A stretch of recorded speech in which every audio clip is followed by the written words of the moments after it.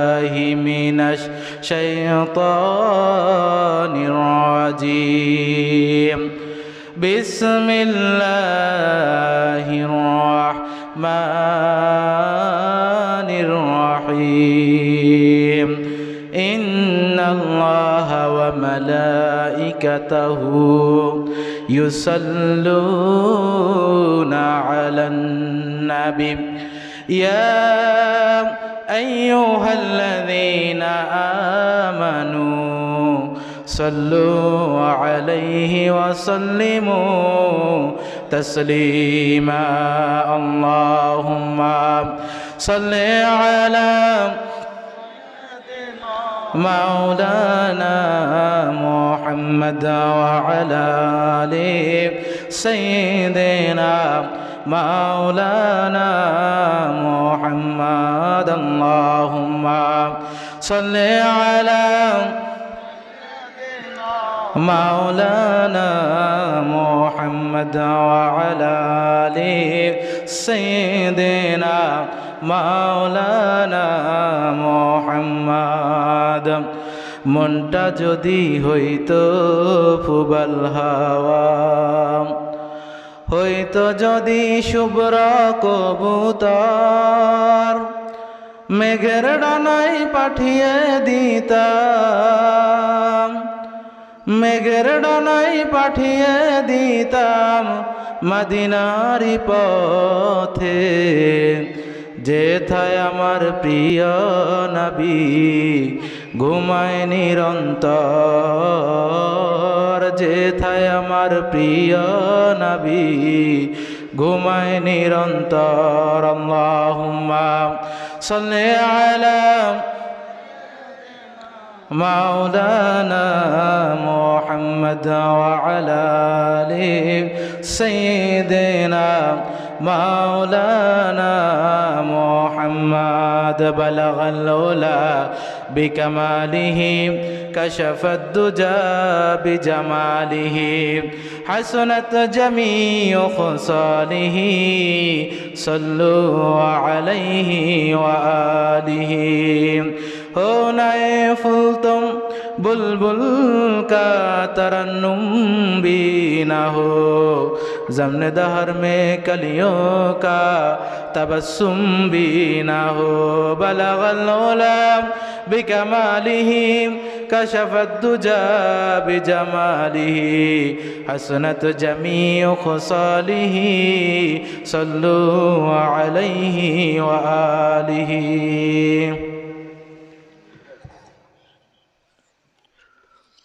ঐতিহ্যবাহী আল হায়াতুল মুরসালিন জামে মসজিদ ও যুব সমাজের উদ্যোগে আয়োজিত আজকের এই মহান তাফসিরুল কোরআন মাহফিলের সম্মানিত প্রধান মুফাসসির অধ্যাপক ডক্টর মোহাম্মদ ফয়জুল হক সিলেট, বিশেষ মুফাসসির হযরত মাওলানা ইয়াসিন করিম সাহেব, আমার পূর্বেই মাগরিব থেকে অতি সুন্দর আলোচনা করেছেন হযরত মাওলানা হাফেজ তাজুল ইসলাম সাহেব।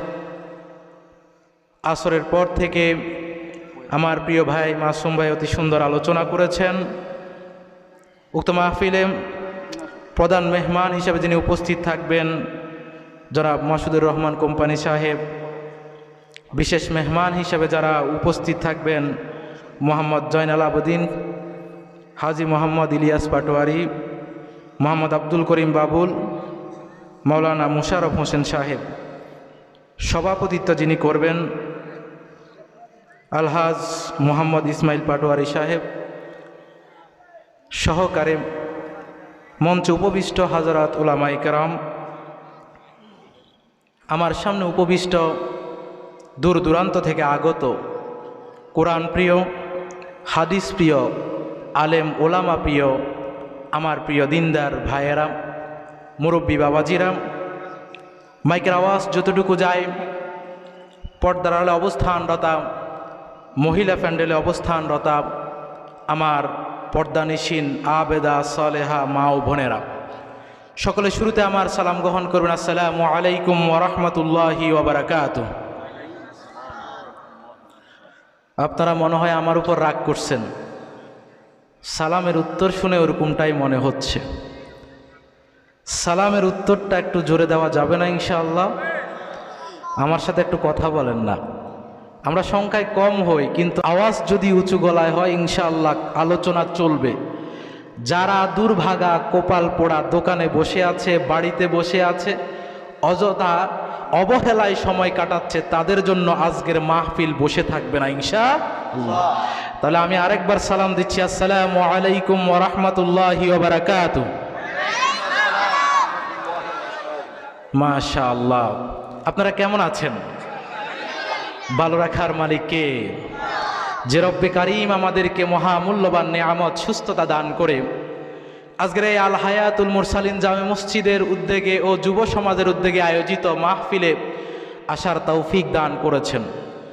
কোরআনের ভালোবাসায়, রবের ভালোবাসায়, রাসূলের ভালোবাসায়, ইসলামের ভালোবাসায়, দ্বীনের কিছু কথা শোনার নিয়তে বসার তৌফিক দান করেছেন। সে রবের দরবারে শুকর গুজার হওয়ার দরকার আছে না নাই? তার শিখানো ভাষায় উচ্চ কণ্ঠে একবার আমরা কালিমাতু শুকর আদায় করছি, বলি আলহামদুলিল্লাহ। হয় নাই, আর একটু জোরে বলি আলহামদুলিল্লাহ। সবাই আমার সাথে বলি রব্বানা লাকাল হামদ হামদান কাসীরান তাইয়িবান মুবারাকান ফি ইয়া রব্বি লাকাল হামদ কামা ইয়ানবাগি লিজালালি ওয়াজহিকা ওয়া আযীমি সুলতানিকা লাকাল হামদু বিল কুরআন লাকাল হামদু বিল ইসলাম লাকাল হামদু বিল ঈমান। মহান রব্বুল আলামিনের শুকর গুজার হওয়ার পরে আমরা দুরূদ ও সালাম প্রেরণ করছি বিশ্ব মানবতার অগ্রদূত সৈয়দুল আম্বিয়া, দো জাহানের বাদশাহ, সরওয়ারে কায়নাত নবী মুহাম্মদ মুস্তাফা সাল্লাল্লাহু আলাইহি ওয়াসাল্লামের উপরে। সকলে বলি সাল্লাল্লাহু আলাইহি ওয়াসাল্লাম। আজকের এই আয়োজন বিশেষ করে আল হায়াতুল মুরসালিন জামে মসজিদের যুব সমাজের উদ্যোগে। যুবকদের এই আয়োজন আপনাদের ভালো লাগছে নাকি? এমন আয়োজন তারা করেছে, এর জন্য আপনারা খুশি না বেজার? আর একটু জোরে বলতে হবে, খুশি না বেজার? যুবকরা চাইলে আজকে এই কোরআনের মেলা না বসিয়ে এখানে গান বাজনার মেলা বসাতে পারতো, কি পারতো না? চাইলে এটা কি অসম্ভব ছিল? এখন কিন্তু গান বাজনার আসর কিন্তু আরো রমরমা। সেখানে যদি এখন কেউ একজন আইসা সারেগামা ফাদানিসের টান মারতো, দেখতেন জায়গাও দেওয়া যাইতো না। কিন্তু কোরআনের আলোচনায় আসবে এরকম সবার সৌভাগ্য হয় না। তাহলে যুবকরা চাইলে গান বাজনার আয়োজন করতে পারত, এই যুবকরা চাইলে যাত্রাপালার আয়োজন করতে পারত, কিন্তু দুনিয়াবি সমস্ত আয়োজনকে লাথি মেরে তারা এই কোরআনের মেলা বসিয়েছে। এই জন্য আপনারা খুশি না বেজার? আল্লাহর কাছে দোয়া করি, আল্লাহ এই যুবকদেরকে তুমি ইসলামের জন্য কবুল করো, সকলে আমিন। আজকে যেমন করে তারা কোরআনের পক্ষে আছে, কোরআনের পথে, কোরআনের আয়োজন করার জন্য তারা দৃঢ় প্রত্যয় নিয়েছে, তাদের এই পথ চলা আল্লাহ রব্বুল আলামিন মৃত্যু পর্যন্ত দৃঢ় রাখুক, সকলে আমিন। আল্লাহ রব্বুল আলামিন এইভাবে ইসলাম প্রতিষ্ঠায় তাদেরকে কাজ করার মতো তৌফিক দান করুক, সকলে আমিন। প্রিয় ভাইয়েরা, অনেক বিজ্ঞ ওলামায়ে কেরাম আছেন, আপনাদের সামনে আলোচনা করবেন। আমি একজন যুবক মানুষ, আয়োজনটাও করেছে যুবকেরা, এজন্য আমিও যুবকদের পক্ষে। আজকে আলোচনাটাও হবে যুবকদের পক্ষে। শুনতে রাজি আছেন ইনশাআল্লাহ? বাকিরা ইনশাআল্লাহ আলোচনা করবে, আমি যুবকদের নিয়ে কথা বলি। মুরব্বীরা একটু মনে মনে কষ্ট, আমরা কি দোষ করছি? ইনশাআল্লাহ যুবকরা যদি ঠিক হয়ে যায় সমাজের, বাকি সব কিছু ঠিক হয়ে যাবে, কথা বলেন ঠিক কিনা? এই যুবকরা যদি ইসলামের পথে চলে আসে, এই সমাজ সোনার সমাজে পরিণত হবে, কথা বলেন ঠিক কিনা? তাহলে আজকের আলোচনা যুবকদের পক্ষে চলবে তো ইনশাআল্লাহ। এই যুবকরা হলো জাতির অলংকার, এই যুবকরা হলো জাতির শ্রেষ্ঠ সম্পদ। যেই সমাজের, যেই জনপদের যুবকরা ইসলামের পক্ষে চলে আসবে, খোদার কসম করে বলছি, ওই সমাজটা দুনিয়ার জমিনে একটা জান্নাতের টুকরা হয়ে যাবে, বলেন সুবহানাল্লাহ। ইনশাআল্লাহ এটা হতে বাধ্য, কারণ ইসলামের ইতিহাস বলে, ইসলামের ঐতিহ্য বলে, যুবকরা যেই দিকে গিয়েছে ওই দিকেই বিজয় ছিনিয়ে এনেছে। প্রিয় ভাইয়েরা আমার, এই যুবকদের উদ্দেশ্যে আজকে আলোচনা করতে চাই। এই যুবকরা যদি চায় একটা সমাজকে পরিবর্তন করতে পারে, এই যুবকরা যদি চায় একটা সমাজকে জাহেলিয়াতের অতল গহ্বর থেকে বের করে একটা সোনার সমাজে পরিণত করতে পারে, এই যুবকরা যদি চায় একটা দেশকে একটা রাষ্ট্রকে নতুন করে ঢেলে সাজাতে পারে, কথা বলেন ঠিক কিনা? তার বাস্তব প্রমাণ হচ্ছে 5ই আগস্ট। আপনাদের চোখের সামনে অনেকে অনেক চেষ্টা করেছে, আন্দোলনের পর অনেক আন্দোলন হয়েছে, কিন্তু কেউ সফল হয় নাই। আল্লাহ এই যুবকগুলোরা দিয়ে এই দেশকে নতুন করে স্বাধীন করেছেন, কথা বলেন ঠিক কিনা? সুতরাং যুবকরা দেখিয়ে দিয়েছে তারা যদি চায় তারা নতুন সূর্য এই জমিনে উড্ডয়ন করতে পারে, কথা বলেন ঠিক কিনা? প্রিয় ভাইয়েরা আমার, এজন্য আমরা এই যুবকদের উদ্দেশ্যে বলবো, আমার ভাইয়েরা, ও যুবকরা, ইসলামের পথে ফিরে আসো, দ্বীনের পথে ফিরে আসো। তোমাদের আজকে এই দিনের জন্য খুব বেশি প্রয়োজন, কথা বলেন ঠিক কিনা? কিন্তু সমাজে দৃশ্যটা অন্যরকম, ভিন্ন। যেদিকেই তাকাই যুবকরা থাকার কথা ইসলামের পথে, যুবকরা থাকার কথা কোরআনের পথে, যুবকদের থাকার কথা ছিল মসজিদের মাইকে আজান হলে মসজিদে, কিন্তু এই যুবকরা এখন মসজিদ থেকে দূরে, কোরআন থেকে দূরে আছে না নাই? এই সমাজের গুলা তো ভালো, সব এগুলা সব নামাজে যায়, এগুলা ঠেলায় মসজিদে জায়গাও পাওয়া যায় না, ঠিক না? আমি তো মাঝে মধ্যে আসলে নামাজ পড়ি, যা কয়টা দেখি আমার মুরব্বী বাবাজিরা, যুবকদেরকে খুঁজে পাওয়া যায় না। আমার বন্ধুরা, দৃঢ়প্রত্যয় নিতে হবে, মসজিদের সাথে সম্পর্ক করতে হবে, কোরআনের সাথে সম্পর্ক করতে হবে, কারণ এই যৌবনের সময়টা অতি বেশি গুরুত্বপূর্ণ। এই সময়টা রবের কাছে সবচাইতে বেশি দামি, কথা বলেন ঠিক কিনা? প্রিয় ভাইয়েরা আমার, এই যৌবন সময়টা যদি কোনো ব্যক্তি কাজে লাগায়, এই যৌবনের সময়টা যদি যথাযথভাবে কাজে লাগায়, এই যৌবন সময়টাতে যদি রবের ইবাদতে কাটাতে পারেন, দ্বীনের পথে চলতে পারে, ইসলামের পথে চলতে পারে, ওই যুবকটা দুনিয়ার জমিনেও সফল হবে, কিয়ামতের ময়দানেও সেদিন সফল হওয়ার সম্ভাবনা আছে না নাই? আল্লাহ রাসূল সাল্লাল্লাহু আলাইহি ওয়াসাল্লাম এই যৌবন কালটাকে কাজে লাগানোর গুরুত্ব দিয়ে হাদিসের ভিতরে বলছেন। সহিহুল জামির বর্ণনা এসেছে, বিশ্বনবী বলেন, ইগতানিম খামসান ক্বাবলা খামসিন, শাবাবাকা ক্বাবলা হারামিক, ওয়া সিহাতাকা ক্বাবলা সাকামিক, ওয়া গিনাকা ক্বাবলা ফাকরিক, ওয়া ফারাগাকা ক্বাবলা শুগলিক, ওয়া হায়াতাকা ক্বাবলা মাউতিক। আব্দুল্লাহ ইবনে আব্বাস থেকে হাদিসটা বর্ণিত। তিনি বলছেন, বিশ্বনবী একবার এক ব্যক্তিকে উপদেশ দিতে গিয়ে বললেন, ইগতানিম খামসান ক্বাবলা খামসিন, 5টা অবস্থা তোমার কাছে আসার আগে 5টা অবস্থাকে তুমি মূল্যায়ন করো, গনিমত মনে করো। 5টা জিনিস তোমার কাছে আসার আগে 5টা জিনিসকে তুমি যথাযথভাবে মূল্যায়ন করো, গনিমত মনে করে কাজে লাগাও।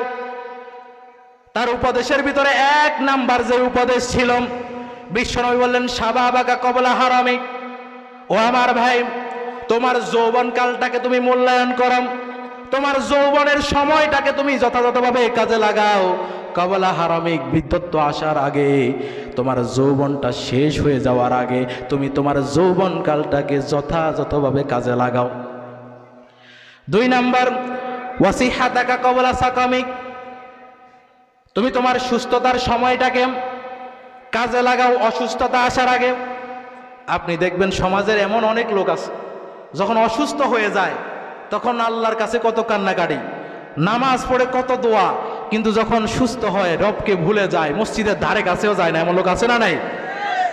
অথচ বিশ্বনবী বলছেন, তুমি তোমার সুস্থতার সময়টাকে কাজে লাগাও অসুস্থতা আসার আগে, কারণ অসুস্থতা যখন তোমার চলে আসবে, চাইলে ওই সময়টাকে হয়তো কাজে লাগাতে পারবা না, যথাযথভাবে রবের ইবাদত করতে পারবা না।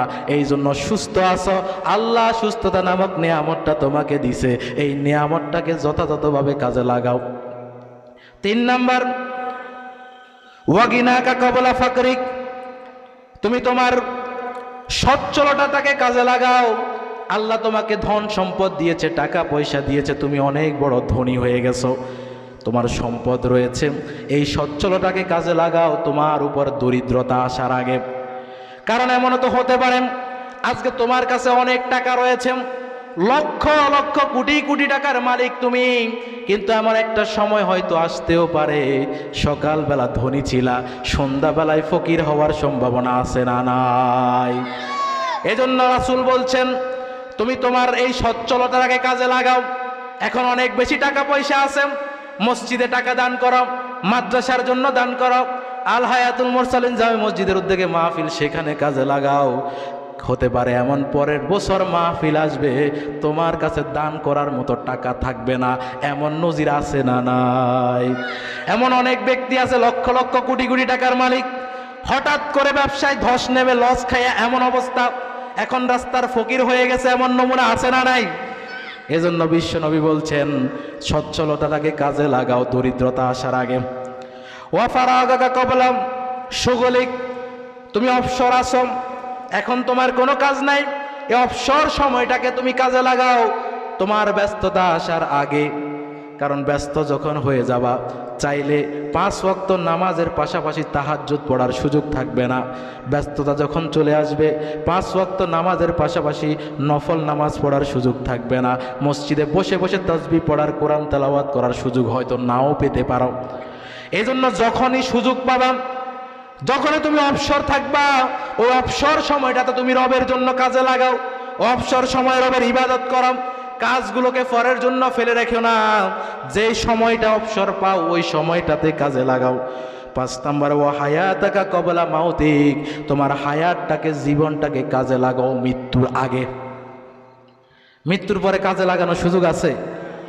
এমন তো অনেক আছেন, মনে হয় চিন্তা করতেছেন দুনিয়ার কত ব্যস্ততা, এখন নামাজ পড়তে পারি না, মরার পরে কবরে তো কোনো কাজ নাই, বসে বসে নামাজ পড়ুন শুধু। সে সুযোগ আছে?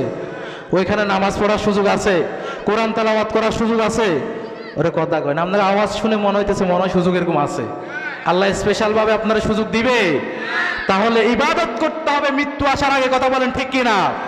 কারণ মৃত্যুর পরে রবের কাছে বলবেন আল্লাহ একটা বারের জন্য সুযোগ দেন না, দুনিয়াতে আরেকবার যাই, ওয়াদা দিলাম আর বন্ডামি করুম না, আর মাস্তানি করুম না, সাদাবাজি করুম না, আপনার ইবাদত বন্দেগী করুম, একেবারে সুফি সাহেব হয়ে যাবো। সুযোগ দিবে? এজন্য বিশ্বনবী বললেন ও যুবক, তুমি তোমার হায়াতটাকে কাজে লাগাও, এই হায়াতটাকে কাজে লাগাও মৃত্যু আসার আগে। কারণ মৃত্যু যখন চলে আসবে, তুমি যতই সুযোগ খুঁজবা, যতই বলবা, তোমাকে বিন্দু মাত্র সুযোগ দেওয়া হবে না। তাহলে 5টা উপদেশের ভিতরে 1 নাম্বার যে উপদেশ বিশ্বনবী দিলেন সেটা হলো শাবাবাকা ক্বাবলা হারামিক। ও যুবক, তুমি তোমার যৌবনকালটাকে কাজে লাগাও, যৌবনকালটাকে মূল্যায়ন করো, এই যৌবনকালটা তোমার রবের ইবাদতে কাটাও, এই যৌবনকালটা চলে যাওয়ার আগে, বৃদ্ধত্ব আসার আগে। কারণ যখন বৃদ্ধ হয়ে যায়, অনেক মুরব্বী এখানে আছে, যৌবনে যেরকম স্ট্রংলি ইবাদত করা যায় বৃদ্ধ বয়সে যায় এটা। এখন সেজদা দিতে গেলে কয় কোমরে ব্যথা, রুকু দিতে গেলে কয় হাঁটুতে ব্যথা, ঠিক মতো সেজদা দেওয়া যায় না, রুকু দেওয়া যায় না। চাইলে আগের মতো এখন আর কোরআন তেলাওয়াত করা যায় না, চোখের পাওয়ার কমে গেছে। চাইলে আগের মতো রাত্রি জাগরণ করে তাহাজ্জুদ পড়া যায় না, চাইলে আগের মতো এখন অতিরিক্ত বেশি বেশি নফল নামাজ পড়া যায় না, বয়সের ভারে। এরকম অনেক মুরব্বী আছে না নাই? কিন্তু যুবকদের জন্য কিন্তু সুযোগ আছে, শরীরটা স্ট্রং আছে, কোনো রোগ নাই, চাইলে রবের ইবাদত করার সুযোগ আছে না নাই? এই জন্য বিশ্বনবীর আদেশ হলো বৃদ্ধত্ব আসার আগে এই যৌবনকালে রবের ইবাদত করম, এই যৌবনকালটাকে কাজে লাগাও, এই যৌবনকালটা রবের দেখানো পথে কাটাও, এই যৌবনকালটা রাসূলের দেখানো পথে কাটাও, এই যৌবনকালটা এক কথায় ইসলামের আনুগত্য করে ইসলাম মোতাবেক কাটাও। প্রিয় ভাইয়েরা আমার, কিন্তু বড় আফসোসের বিষয় হলো আজকে আমরা এই যৌবনকালটা কাজে লাগাতে চাই না। মসজিদে যখন ফজরের আজান দেয়, এই কনকনে শীতের ভিতরে মুরব্বী বাবারা, মুরব্বী দাদারা কম্বল ছেড়ে দিয়ে ঠান্ডা পানি দিয়ে ওযু করে মসজিদের ফানে ছুটে যায়। কিন্তু হাজারো যুবক এমন রয়েছে এই শীতকালে কম্বলটা ছেড়ে মসজিদে যেতে পারে না, কথা কোন ঠিক কিনা? অথচ এই যুবকদের উচিত ছিল মুরব্বীদের আগেই মসজিদে যাওয়া, এই যুবকদের উচিত ছিল কম্বল ছেড়ে দিয়ে অন্যদেরকে নামাজের জন্য ডেকে মসজিদে নেওয়া। কথা বলেন ঠিক কিনা? প্রিয় ভাইয়েরা আমার, কোন ব্যক্তি যদি এই যৌবনকালটা রবের ইবাদতে কাটায়, এই যৌবনকালটা যথাযথভাবে কাজে লাগায়, বিশ্বনবী বলে কিয়ামতের কঠিন মুহূর্তে যখন রবের আরশের ছায়া ছাড়া কোনো ছায়া থাকবে না, আল্লাহ রব্বুল আলামিন তখন ওই যুবকটাকে তার আরশের নিচে ছায়া দান করে দিবেন। বলেন সুবহানাল্লাহ। দুনিয়াটা কি চিরস্থায়ী? একদিন তো কিয়ামত হয়ে যাবে। ইসরাফিলের সিংগাই ফুকের সাথে তাম দুনিয়া ভেঙে চুরে লন্ডভন্ড হয়ে যাবে না? আল্লাহ রাব্বুল আলামিন বলেন, কুল্লু মান আলাইহা ফান ওয়া ইয়াবকা ওয়াজহু রাব্বিকা যুল জালালি ওয়াল ইকরাম। জোরে বলি আল্লাহু আকবার। রব্বে কারীম বলছেন এই তামাম দুনিয়ার কোনো কিছুই আর থাকবে না। কুল্লু মান আলাইহা ফান, সব কিছু ভেঙে যাবে, সব কিছু তছনছ হয়ে যাবে, সব কিছু চুরমার হয়ে যাবে, সব কিছু নস্যাৎ হয়ে যাবে। শুধুমাত্র একজন থাকবে, ওয়ায়াবকা ওয়াজহু রাব্বিকা যুল জালালি ওয়াল ইকরাম। মহিয়ান গরিয়ান একমাত্র মহান রব্বুল আলামিন থাকবে, বাকি সব কিছু ভেঙে চুরে তছনছ হয়ে যাবে। কিয়ামত কায়েম হয়ে যাবে। আবার রবের ইশারায় ইসরাফিল আবার সিংগায় ফুঁক দিবেন। মানুষগুলো কবরটা ফেড়ে কিয়ামতের ময়দানে উঠে যাবে। হাসরের দিকে মানুষগুলো দৌড়াতে থাকবে। হুফাতান উরাতান গুরলাম, নগ্ন পায়ে নগ্ন গায়ে খতনাবিহীন অবস্থায় মানুষগুলো কিয়ামতের ময়দানে উঠবে আর হাসরের দিকে দৌড়াতে থাকবে। বিশ্বনবী যখন এই হাদিস বললেন, হযরত আয়েশা রাদিয়াল্লাহু তাআলা আনহা বলতেছেন, ওগো নবী, নারী পুরুষ একসাথে সবাই উঠবে, একসাথে হাসরের দিকে দৌড়াবে, সবার শরীরে কাপড় নাই, নগ্ন গায়ে। তখন একজন আরেকজনের দিকে তাকালে কি লজ্জা লাগবে না? বিশ্বনবী কয়, ও আয়েশা শোনো, ওই কিয়ামতের ভয়াবহতা এত বেশি, হাসরের ময়দানে মানুষগুলো এত বেশি পেরেশানিতে থাকবে, ইয়া নাফসি করতে থাকবে, হায় জানি আজকে আমার কি অবস্থা হয়। কারণ দুনিয়াতে তো রবের ইবাদত করি নাই, দুনিয়াতে তো রবের দেখানো পথে চলি নাই, আজকে না জানি আমার কি অবস্থা হয়। এমন পেরেশানিতে থাকবে, অবস্থা এত বেশি ভয়াবহ হবে, একজন আরেকজনের দিকে তাকানোরও সুযোগ পাবে না।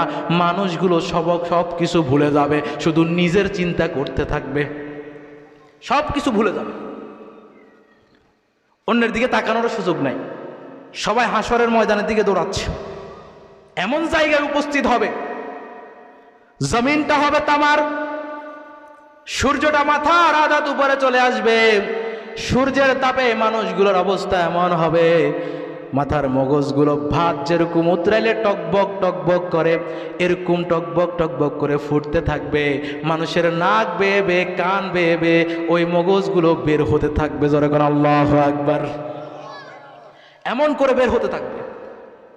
সূর্যটা তো মাথার উপরে চলে এসেছে, সূর্যের তাপে মানুষগুলোর অবস্থা এমন হবে, পাপ অনুযায়ী মানুষগুলো তার ঘামের ভিতরে হাবুডুবু খেতে থাকবে। কঠিন অবস্থা, সূর্যের তাপে জমিনটা তামার মতো হয়ে যাবে, জমিনটা উত্তপ্ত, উপর থেকে সূর্যের তাপ। ওই কঠিন মুহূর্তে ছায়ার দরকার আছে না নাই? মানুষগুলো এদিক সেদিক দৌড়াদৌড়ি করতে থাকবে, ছায়া খুঁজতে থাকবে, পালানোর জায়গা খুঁজতে থাকবে, কিন্তু সেখানে কি পালানোর মতো কোনো জায়গা আছে? আর একটু জোরে কন্যা, পালানোর জায়গা আছে?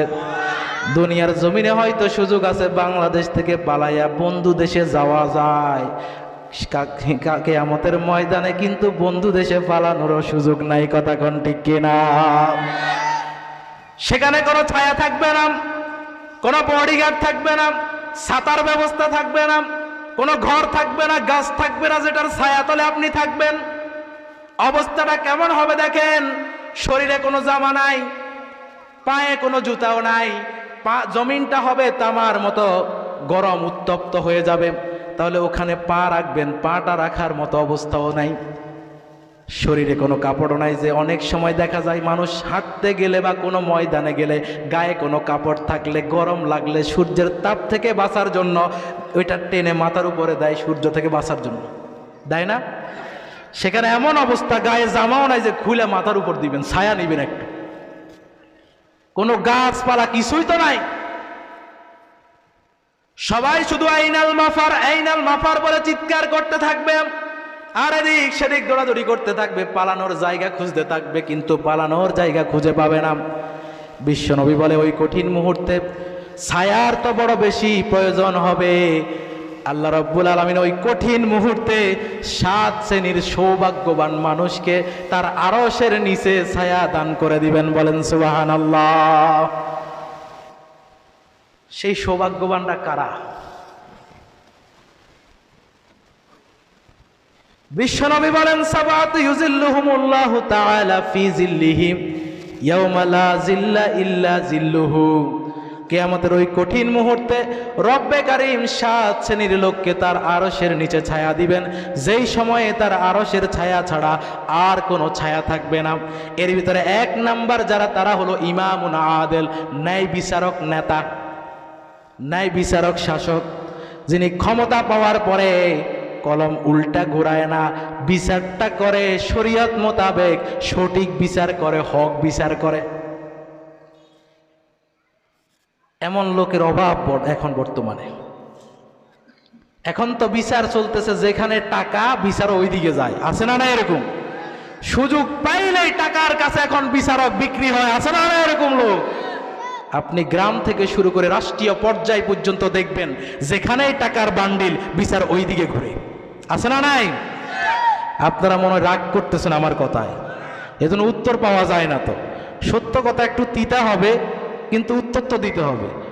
এটা তো বাংলাদেশে অহরহ চলতেছে, আপনারা দেখেন না? এরকম ক্ষমতার কাছে, টাকার কাছে ন্যায় বিচার বিক্রি হয়ে যায়। কথা বলেন ঠিক কিনা? ইতিপূর্বে আমরা দেখেছি অসংখ্য অগণিত ওলামায়ে কেরামকে ক্ষমতার দাপট দেখিয়ে জেলখানায় দিনের পর দিন বন্দী রাখা হয়েছে। কথা বলেন ঠিক কিনা? এটা কি হক বিচার ছিল নাকি জুলুম ছিল তাদের উপরে?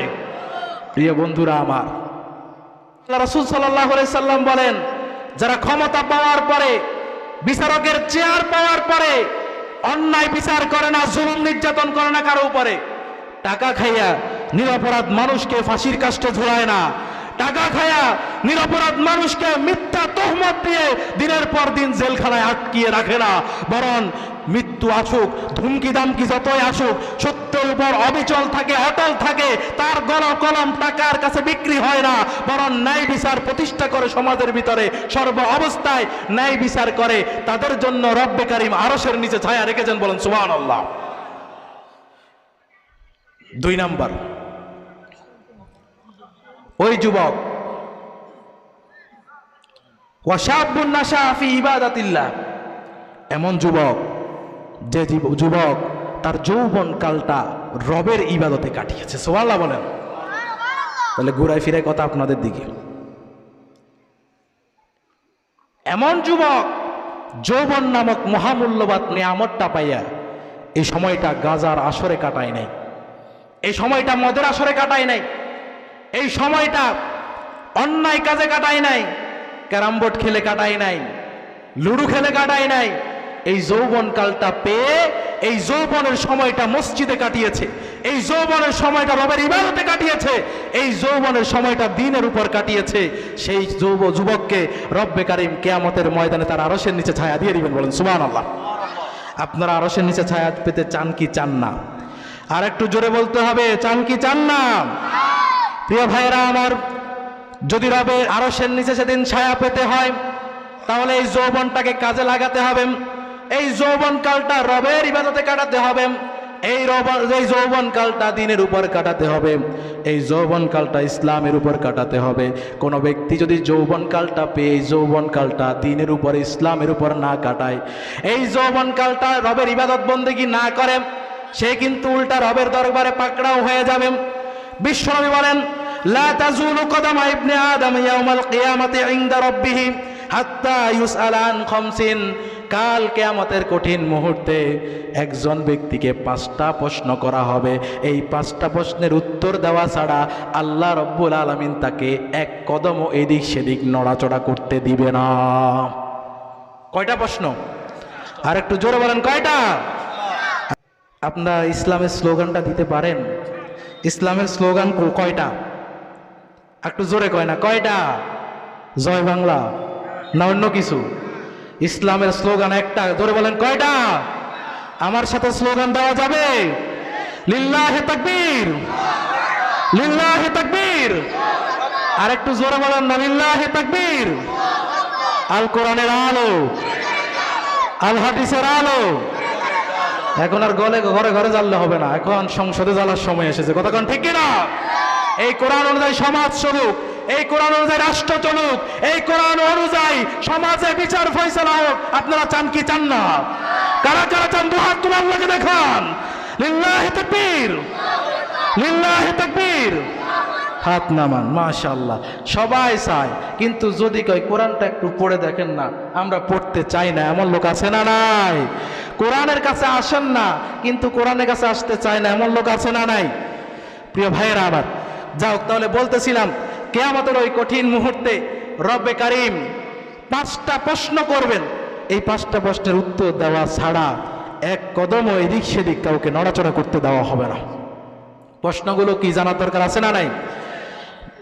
1 নাম্বার প্রশ্ন, আল্লাহ রাব্বুল আলামিন জিজ্ঞেস করবেন, আন উমরিহি ফীমা আফনাহু, তোমার হায়াতটা, জীবনটা যে তোমাকে দিলাম, 60-70 বছরের জিন্দেগি, এই সময়টা কোন কাজে ব্যয় করছো?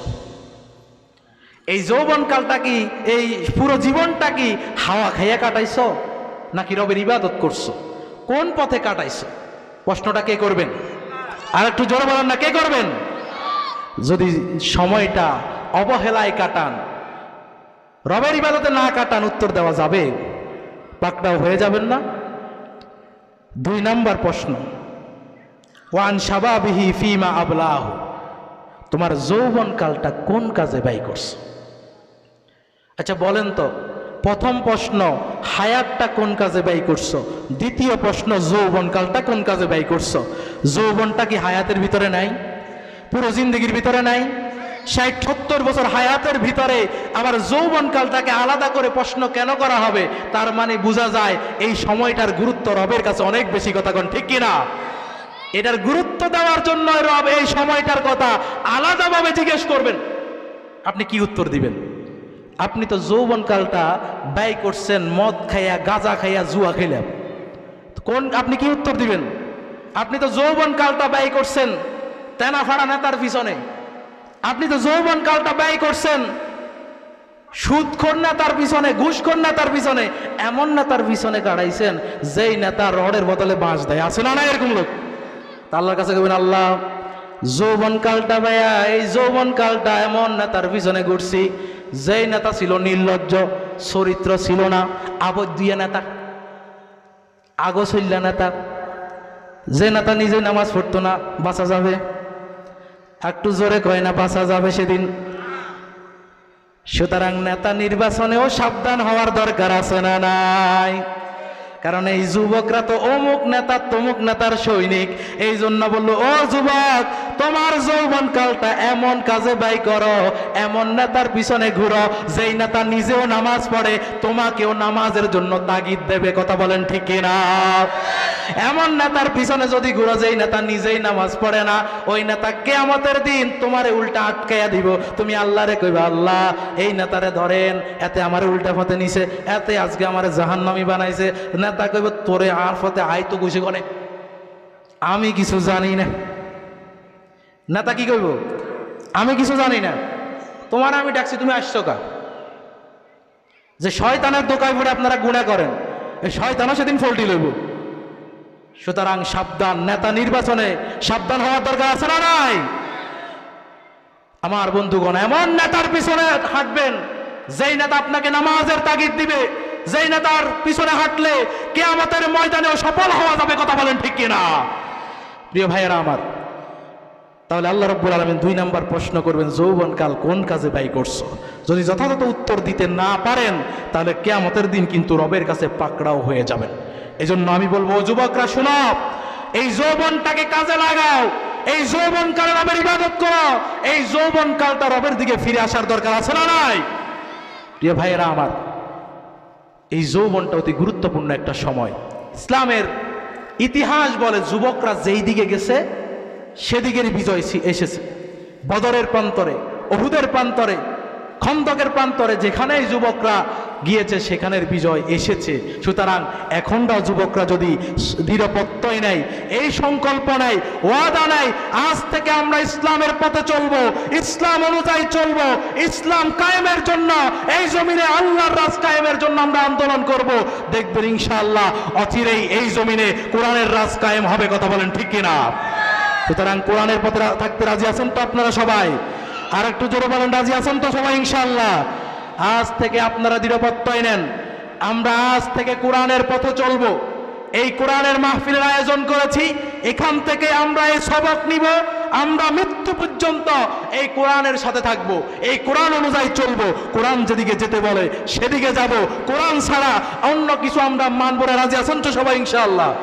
প্রিয় ভাইয়েরা আমার, ইসলামে যুবকদের অবদান অনেক বেশি ছিল। হযরত ওমর থেকে শুরু করে, আলী থেকে শুরু করে, এই যুবকগুলো যখন ইসলামের ঝান্ডা ধরেছে, যখন ইসলামের পতাকা ধরেছে, ইসলামের ছায়া তলে এসেছে, তখন ইসলামের বিজয় এসেছে। বলেন সুবহানাল্লাহ। হযরত ওমরের একটা ঘটনা বলে আমি আমার আলোচনা শেষ করে দেব।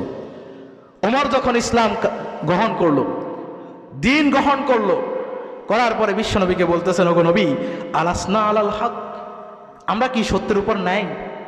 আমরা যে ধর্মটা পালন করি, ধর্মটা কি সত্য নয়? আমাদের যে রব রয়েছেন তিনি কি সত্য নয়? আপনি আমাদের রাসূল, আপনি কি সত্য নবী, সত্য রাসূল নয়? বিশ্বনবী বলতেছেন, অবশ্যই আমাদের ধর্ম সত্য, অবশ্যই আমরা সত্যের উপরে আছি, অবশ্যই আমাদের ধর্ম সত্য, অবশ্যই আমি রাসূল, সত্য রাসূল, সত্য নবী। ওমর বলতেছেন, তাহলে আর গোপনে কেন? ইতিপূর্বে কিন্তু মুসলমানরা ইবাদত করত, তাওয়াফ করত গোপনে, লুকাইয়া লুকাইয়া। ওমর বলতেছে কি, তাহলে আর লুকাইয়া কেন? এখন থেকে প্রকাশ্যে ইবাদত হবে। বিশ্বনবী বললেন, এখনো সেই সময় আসে নাই। ওমর বলতেছেন, ওগো নবী, আপনি আর ভয় পাইয়েন না, আমি ওমর কি করি একটু দেখেন না, আমাকে একটু অনুমতি দেন, সাহাবায়ে কেরামকে নিয়ে আমি একটু কাবা শরীফের সামনে গিয়ে একবার কাবাটা তাওয়াফ করতে চাই। বলেন সুবহানাল্লাহ। 11 জন সাহাবীরে নিয়ে ওমর কাবা চত্বরে গেল, সরাসরি ওপেন সবার সামনে কাবার ভিতরে ঢুকলো, সবাইকে নিয়ে কাবার ভিতরে তাওয়াফ করলো, রবের নামে সেখানে স্লোগান দিল। বলেন সুবহানাল্লাহ। লিল্লাহি তাকবীরের স্লোগানে কাবা শরীফ কেঁপে উঠলো। আবু জাহেল, উতবা, সাইবা সহকারে কাফের মুশরিকরা যারা রয়েছে, মক্কার বড় বড় লিডার, তারা দূর থেকে, আড়াল থেকে লুকাইয়া লুকাইয়া দেখে ঘটনা কি চলতেছে। ইতিপূর্বে তো মুসলমানরা এত সাহস করে নাই, দেখে যে তাদের দরে তো ওমর আছে, ভয়ে সামনের দিকে আগায় না। ওমর তাওয়াফ করে কাবার চত্বরে এসে দাঁড়ালো, নিজের তরবারিটাকে বের করলো, সবার সামনে দাঁড়িয়ে বলতেছে, কে আসো, আসো, খেলা হবে। কি বলে? আবার কন্যা জোরে বলেন না, কি কয়? যদিও এরকম করে কয় নাই, ওমরের কথা ছিল সাহিত্য লালিত। ওমর বলতেছে, কে আসো এমন, তার মায়ের বুক খালি করবা, কে আসো এমন তার সন্তানদেরকে এতিম করতে চাও, কে আসো এমন তার স্ত্রীকে বিধবা করতে চাও, আসো খেলা হবে। ওমরের এই কথা শোনার পরে আবু জাহেল, উতবা, সাইবা ওইখান থেকে দৌড়ে পালাইছে, কই বাবুরে, এটা তো যেন তেন লোক নয়, এটা তো ওমর, যদি সামনে যায় এই নাঙ্গা তরবারি দিয়ে এক কোপে শরীর থেকে মাথা আলাদা করে ফেলবে। জোরে বলে আল্লাহু আকবার। ভয়ে থর থর করে কাঁপতে কাঁপতে পিছনের রাস্তা দিয়ে হাওয়া ছাইড়া ফালায় গেছে। প্রিয় ভাইয়েরা আমার, আমি বলতে চাই, ওমরের মতো এরকম যুবকের বর্তমান সময়ে প্রয়োজন আছে না নাই? যুবকরা যদি ওই ওমরের মতো গর্জে উঠতে পারে, বাতিল পালানোর জায়গা পাবে না। কথা বলেন ঠিক কিনা? বাতিল না পিছনের রাস্তা দিয়ে হাওয়া ছাড়তে ছাড়তে পালাইতে বাধ্য হবে। কেউ এই দেশ নিয়ে, ইসলাম নিয়ে ষড়যন্ত্র করার সুযোগ পাবে না। কথা বলেন ঠিক কিনা? প্রিয় ভাইয়েরা আমার, ওমরের মতো এরকম গর্জন দিতে আপনারা রাজি আছেন না নাই? এমন যুবক প্রয়োজন, এমন যুবক প্রয়োজন, যাদের প্রত্যয় নেবে, প্রয়োজনে জীবন দেব, প্রয়োজনে রক্ত দেব, তারপরেও বাতিলদেরকে এই জমিনে মাথাচাড়া দিয়ে উঠতে দিব না। রাজি আছেন সবাই ইনশাআল্লাহ? কারা কারা রাজি আছেন? দু হাত তুলে আল্লাহকে দেখান। লিল্লাহি তাকবীর, লিল্লাহি তাকবীর। হাত নামান। আমার সময় শেষ। আমি যুবকদের উদ্দেশ্যে সর্বশেষ বলবো, হে আমার যুবক ভাইয়েরা, ফেসবুক থেকে বেরিয়ে আসেন, মোবাইল থেকে বেরিয়ে আসেন, কোরআনটা একটু ধরেন, কোরআনটাকে একটু পড়েন, ইসলাম সম্পর্কে জানেন, ইসলাম অনুযায়ী চলেন। দেখবেন আপনারা যখন ইসলামের পথে কাজ করবেন, ইসলামের পথে চলবেন, এই জমিনটা ইনশাআল্লাহ কোরআনের জন্য রব্বে কারিম কবুল করবে। আপনাদেরকেও আল্লাহ রব্বুল আলামিন কিয়ামতের ময়দানে তার আরশের নিচে ছায়া দিবে। এই দৃঢ় প্রত্যয় রেখে আমি আমার আলোচনা এখানেই শেষ করছি। ওমা তৌফিক ইল্লা বিল্লাহ। আসসালামু আলাইকুম ওয়া রাহমাতুল্লাহি ওয়া বারাকাতুহু।